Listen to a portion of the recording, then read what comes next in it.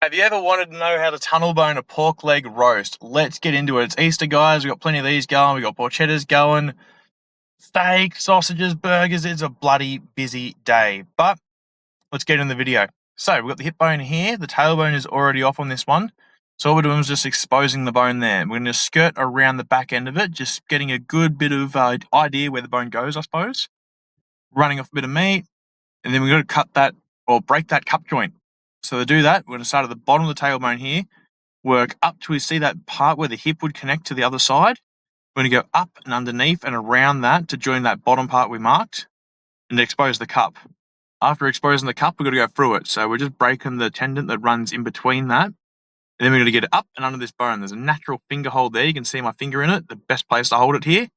And we're just scratching, pulling that all the way down, getting a nice clean bone, and off comes the hip bone. Done. So we've got the two femur bones here. So what we're going to do is going to run around in circles around the bottom one here. You could go a bit tighter. You see how I've gone, there's the bone and then there's the white stuff around it, the cartilage. So you can go in between that if you want, but I would prefer to get the cartilage out of the roast and not keep the cartilage in the roast. So I'll keep the bottom of that bone a little bit messier. Right, we're going to go around the hock. The hock curves inwards. So we're going to follow that, following along the bone, curving in it, and then we're going to pick it up and dig around, and we're just going right down till we get to that, the knee joint, basically. So we're going to go up underneath the Achilles, back down and around that bone.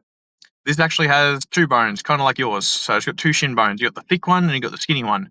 Really hard to get in between these and get the meat out, so you're better off doing it after you bone it. So we're just cleaning it up. We've already cracked that joint when we ran down it the first time. We cracked through the joint between the two leg bones. So pop that off, nice and easy, coming out pretty clean. And we're going to do the same as we did on the bottom side here. So we've got to roll all the way around in circles around the top of this femur bone. So this has the knee bone attached. I like to take it off in one piece. So we take it a bit deeper when we're rolling around, rather than doing it shallow and then leaving the knee bone in and then taking the knee bone out afterwards. I just don't really like double handling. So we pull it all out in one go. So what we're doing here is we're standing it up and we're just scratching down. Literally, we're just putting our knife to the bone and just pulling down till we get down to the bottom where we're hitting the other bone where we marked before. And that should pretty much just twist out if we take it nice and easy. It's nice and clean and off it comes. Look at that. Beautiful. If you've got a little bit of meat on yours like mine, all you do is scratch it. Give it a scratch with the back end of your knife. So I usually keep the top 3 inches of my knife pretty razor sharp and the bottom 3 a bit blunter. And I use that bottom 3 for scratching around and stuff like I just did there. Well, the top 3, as you can see there, is like that's just my slicing portion. So same knife, just different parts of the knife, different utility. All right, so we've cleaned that up. We took the shin meat off, got the skin off, and now we're just getting out the gristle. So down the bottom end of this gravy meat, there's a bit of gristle. We pull that. Right in the middle of the roast, between the top side and the round, there's a big glob of gloopy gloop and some glands. So we'll cut that out. We'll get rid of that. We don't want that either. So pulling that out, and that is the leg, completely boneless and looking pretty okay in my books. Probably better than okay in some. Tried the score, realised the knife was blunt as fuck. Just needed a steel. Sometimes the edge is just a bit folded, and all you need to do is just straighten that edge up. Once you straighten it, you're good to go. You've got a sharp knife. So learning how to steel, pretty bloody important in the grand scheme of things. Like, it's almost, actually, you know what? I'd say it's more important than learning how to sharpen your knife on the stone. So steeling just seems to be, I don't really need to sharpen my knives too much. They're pretty bloody sharp, and I only have to get away with doing it maybe once every 6-7 weeks, I reckon. Purely because I use my steel a lot, and I don't know, it just works. The way I hit it works for me. Right, there's a trick to this. There's 2 strings you want to put down in place before anything else.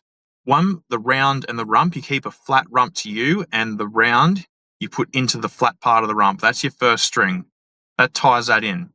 And then you got down the other end, like your bonnet basically. You got that thick part of the top side sitting there. So if you put a string there and pull that nice and close, then that keeps your whole roast even. Everything is already nice and even. So you're not going to get one end that's thick and one end that's thin. One end's going to be medium rare. One end's going to be well done. Like, nobody needs that shit, right? So, busy little shop. Easter Thursday. So big one. We're shut Friday, Saturday, Sunday, Monday, and you could tell. I think I left and it was already a few hundred customers up for the day, and they'll probably triple that by the day shut. So it's going to be a really big day, and there's only 5 of us today, so it hurts. Anyway, so we've done our 4 strings in the middle, spaced it out nicely, and now all we've got to do is just finish off the ends. That's how we do it, guys. That is how you do a tunnel-boned pork leg roast. Nice, easy one for the spit. Just, I don't know, it's traditional, isn't it? It's a good roast. Everyone knows it. It's an oldie but a goodie. Anyway, hope all you guys have a great Easter. I've got a few videos saved while we're shut. I think I've got a topside video. I've got another couple of sausage videos. I'm going to do a lot of work this Easter by the look of it. We've got smash. We've got no snags. We've got no cabana. So I'm going to have to spend a couple of days in the shop over the Easter break just trying to top shit back up. Hopefully I can swindle one of the boys to give me a hand, but if we can't, we can't. You know, that's how the cookie crumbles. That's the video, guys. You have a great day, and I will catch you on the next one. Peace.